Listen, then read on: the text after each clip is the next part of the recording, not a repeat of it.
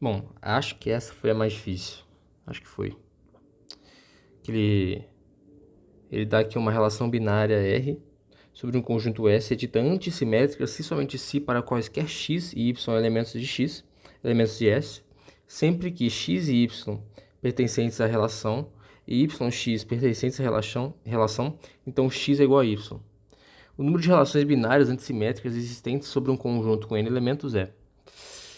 Tá, o que isso quer dizer? Isso você pode fazer uma associação com a função injetora, né?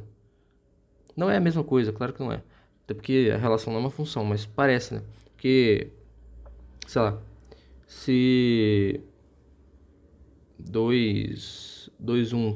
pertence à relação, então 2 não pode pertencer à relação.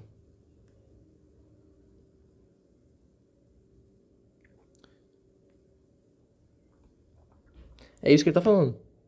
Porque se yx pertence, nesse caso aqui, ó, x e y pertence à relação, então e yx pertence também, então x é igual a y. É isso que ele está falando, certo? Aqui, nesse caso, o 1, 2 não pode pertencer à relação. Então, aqui eu tenho algumas possibilidades, né? Tenho 3 possibilidades no caso. Ou é esse aqui que pertence, ou é esse, ou não é nenhum dos dois. Então eu tenho 3 possibilidades, certo? A gente vai usar isso daqui a pouco. Só que quando for o caso de, por exemplo, ser 2, 2. 2, 2, ou é 2, 2. Quando eu troco é 2, 2. Então, ou é esse, que é a mesma coisa. Ou não é nenhum dos dois. Então eu tenho só 2 possibilidades, certo? E bom, você vai concordar comigo que quando você for analisar cada caso desses inteiros aqui, você vai perceber que possuem. Aqui, ó, deixa eu fazer uma tabela para ficar melhor, para ficar mais fácil de perceber aqui. Ó. Deixa eu ver se vai dar certo fazer essa tabela.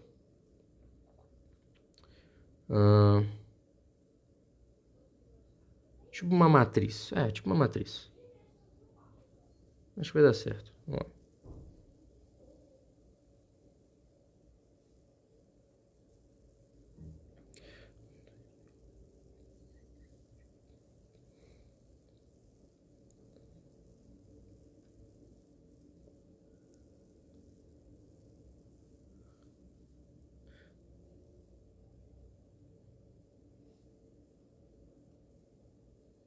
Ó, vamos lá. Sei lá. Vamos dizer que vai ser o. Que vai ser o 1. Não, vamos trabalhar com a notação de matriz mesmo. A1, 1, A1, 2, A1, 3, até A1, 4, A1, 5, até o A 1N. Beleza? Aqui vai ser o A21, A22, A21, tá? Até o AN1. Enfim, aqui vai continuar assim, até chegar aqui no ANN. Bom, você sabe, né, propriedade de matriz, os elementos da diagonal principal vão ser sempre da forma AXX, né? Então, você concorda que a diagonal principal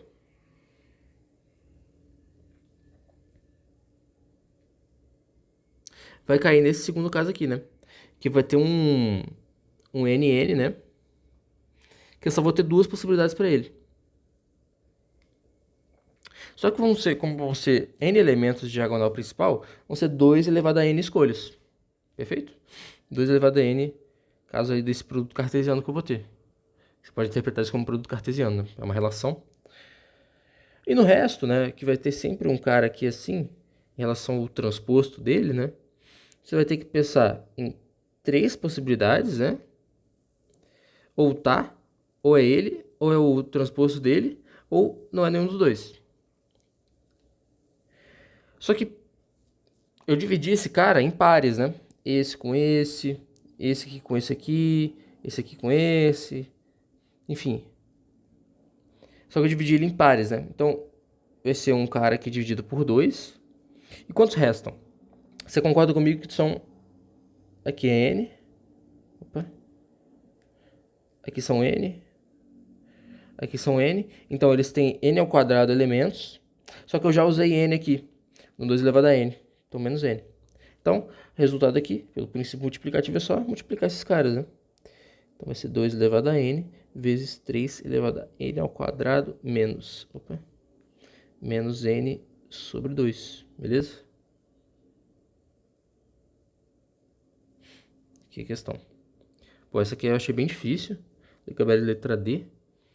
Mas... achei bem difícil. Na hora da prova ali, o cara pensar em associar com uma matriz, enfim, pensar no produto cartesiano. Acho bem difícil. Mas show. Pra próxima.